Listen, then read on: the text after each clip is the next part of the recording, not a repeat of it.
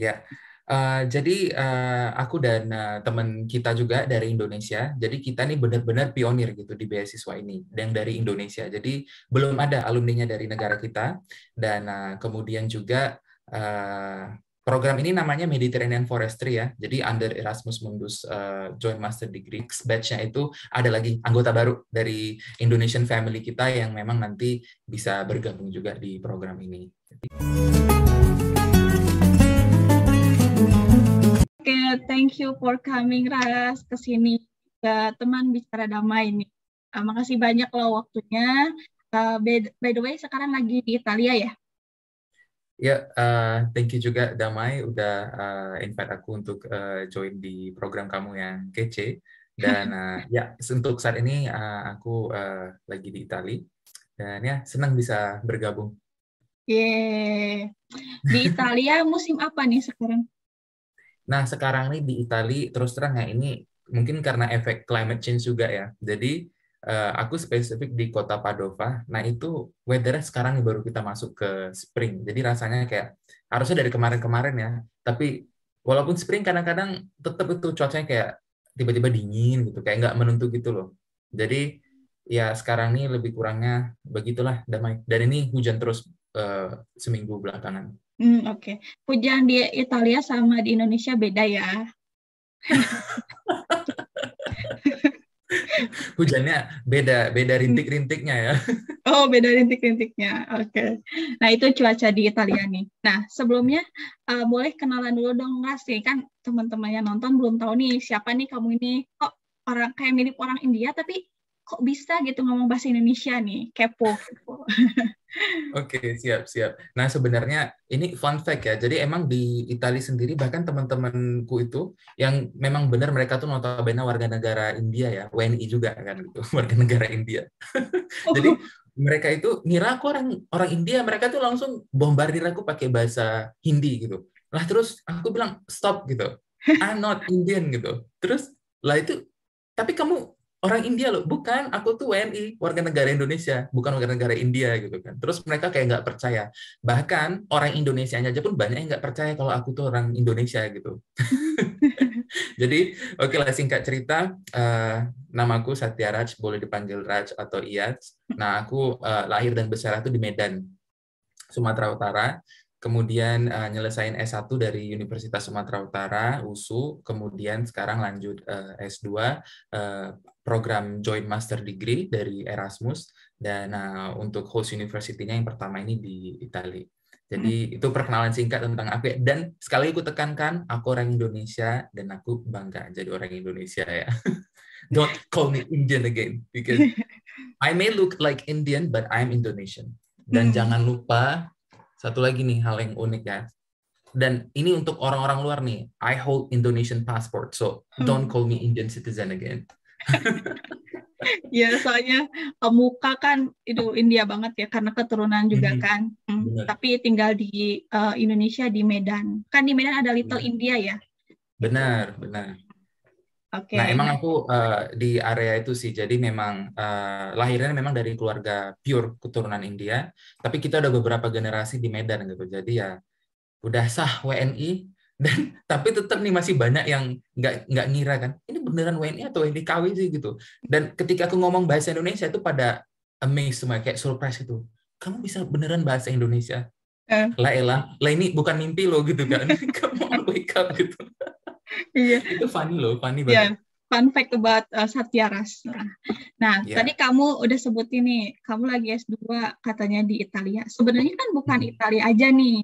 Kalau nggak salah ada beberapa negara lain. Nah, sebelum masuk ke sana, aku mau nanya nih, kan sebelumnya kamu udah kerja juga tuh, udah bikin juga tuh social enterprise dulu sama Hertoli. Nah, why kamu itu memutuskan untuk sekolah lagi nih? Padahal di kerjaan udah lagi, udah lagi bagus-bagusnya lah kalau kita bilang. Oke. Nah ini sebenarnya ini dari kalau keputusanku sendiri kenapa decide to continue untuk ngambil master.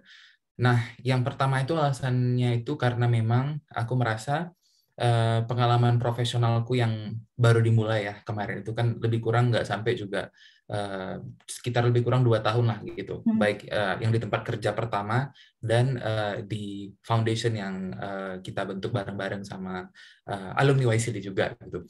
Nah, alasannya untuk alasannya untuk lanjut studi itu yang pertama tadi karena masih butuh untuk menunjang skill profesional kita gitu. Karena kan kalau di S1 apalagi di Indonesia gitu dan rata-rata kan sistem pendidikannya ya memang sama ya gitu. Dan menurutku itu belum cukup gitu. Karena ketika kita mendevelop sesuatu yang baru gitu, terutama kayak foundation kemarin itu kan kita butuh butuh partnership, kemudian kita butuh network yang lebih luas gitu. Jadi itu menjadi salah satu faktor di mana aku juga pengen untuk lanjut studi. Kemudian faktor yang kedua itu adalah aku juga pengen merasakan gimana sih sistem pendidikan di luar Indonesia, khususnya di Eropa.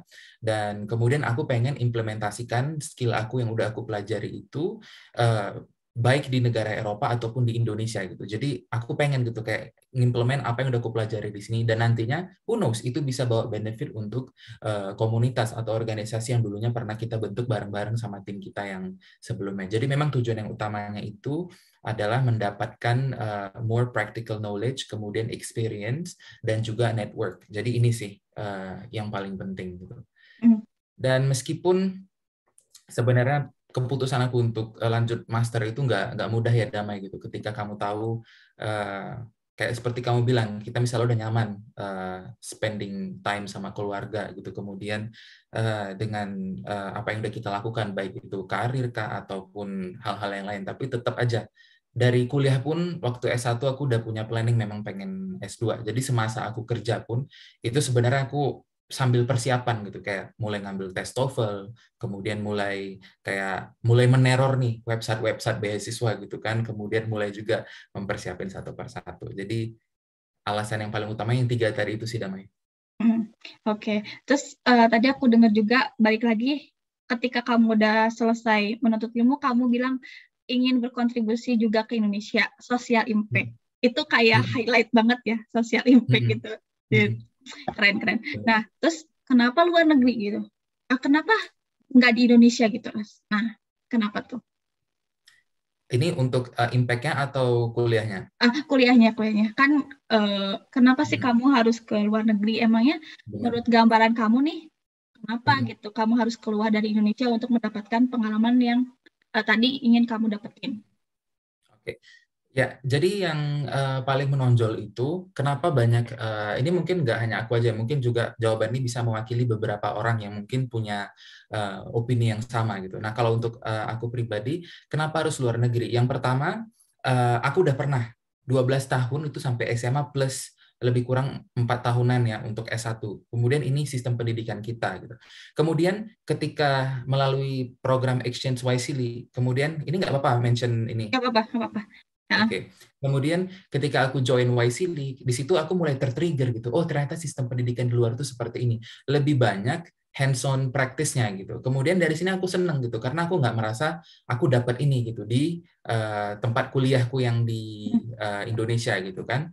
Sementara yang di sini aku dapat gitu. Jadi aku berekspektasi bahwasanya mungkin sistem pendidikan di luar itu memang lebih banyak kayak hands-on experience. Kemudian nggak bisa dipungkiri juga aku pengen melatih skill bahasa Inggrisku. Karena kalau di Indonesia memang nggak bisa kita pungkiri ya. Memang di kuliahan pun, kurang ya. Di universitas pemerintah pun kan kita nggak menggunakan bahasa Inggris itu sebagai bahasa pengantar gitu. Jadi tetap kita belajar, tapi kalau kita nggak training bahasa Inggris kita nih, nggak kita gunakan dalam sehari-hari, itu kita bisa lupa, bahkan susah untuk berkomunikasi gitu.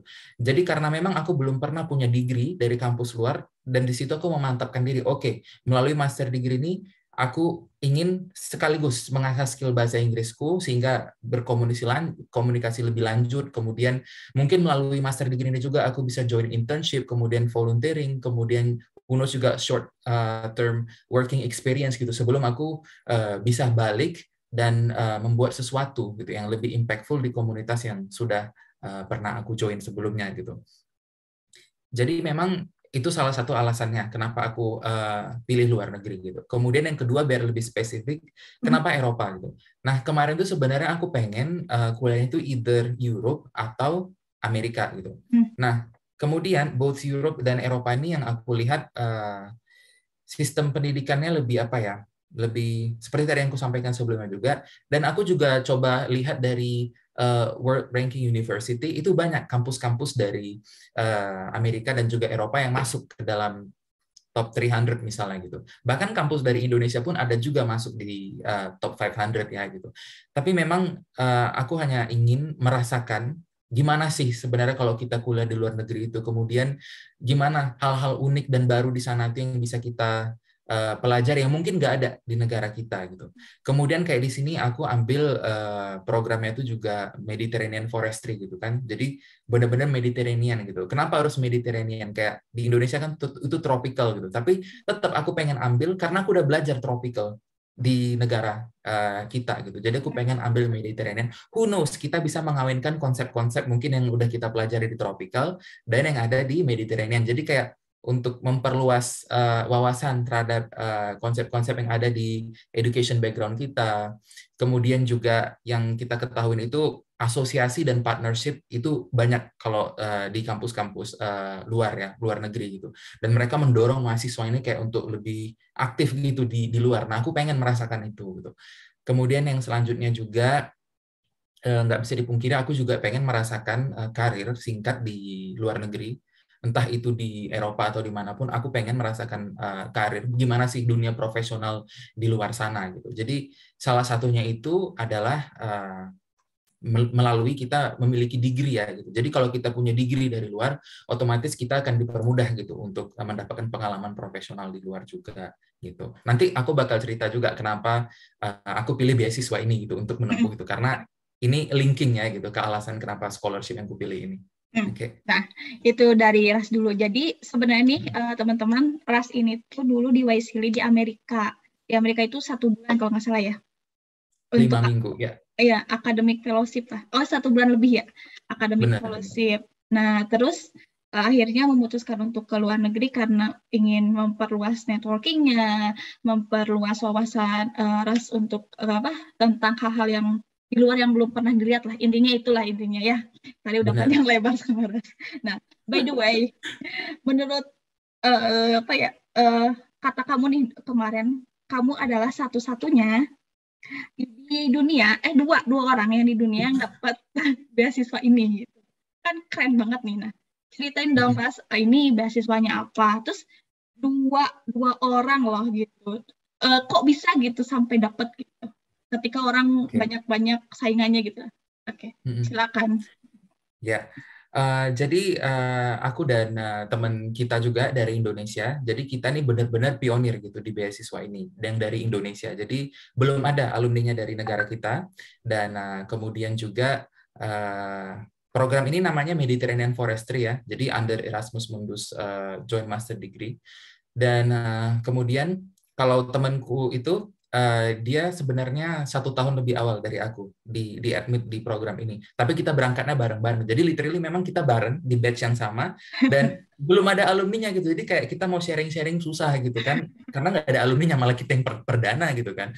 Dan itu seleksinya kan kemarin memang ya di open lah untuk semua ini ya, banyak negara gitu. Jadi bukan cuma Indonesia. Jadi ini seleksinya beda kayak misalnya beasiswa yang lain ya gitu, katakanlah Chevening atau Fulbright itu kan diseleksinya per negara gitu, kayak dari Indonesia nanti siapa-siapa aja yang diterima gitu. Tapi kalau ini memang enggak, jadi orang dari Indonesia, Malaysia, Singapura, dari mana aja tuh apply, dan kemudian itu hanya sekitar 20-an orang, 20 atau less, bahkan lebih sedikit ya gitu yang diterima, dan itu udah semuanya loh. Dan bahkan kita juga bersaing sama orang Eropa, jadi mereka tuh di divide gitu. Oke, jadi dari Europe misalnya 5 orang jatahnya, atau dari Asia misalnya cuma 2 orang gitu. Nah, jadi yang dari Asia ini, bahkan Southeast Asia aja nggak ada di batch-nya kami ini, hanya kami gitu yang berdua yang dari Indonesia. Jadi memang kita merasa bersyukur paling tidak bisa menjadi yang pertama dari mudah-mudahan next batch-nya itu ada lagi anggota baru dari Indonesian family kita yang memang nanti bisa bergabung juga di program ini. Berarti kamu itu istilahnya angkatan pertama lah jatuhnya ya, meskipun udah ada teman sebelumnya. Nanti ini bakal jadi alumni. Nah, itu Erasmus batch pertama. Erasmus Mundus, nama programnya apa, Ras? Tadi? Nah, nama programnya ini Mediterranean Forestry. Jadi Erasmus Mundus Mediterranean Forestry atau disingkat MEDFOR. Kemudian ini sebenarnya programnya udah dari 2012 kalau nggak salah ya. Sudah lama sih sebenarnya. Tapi yang dari Indonesia yang benar-benar kepilih itu baru yang kali ini gitu. Wah.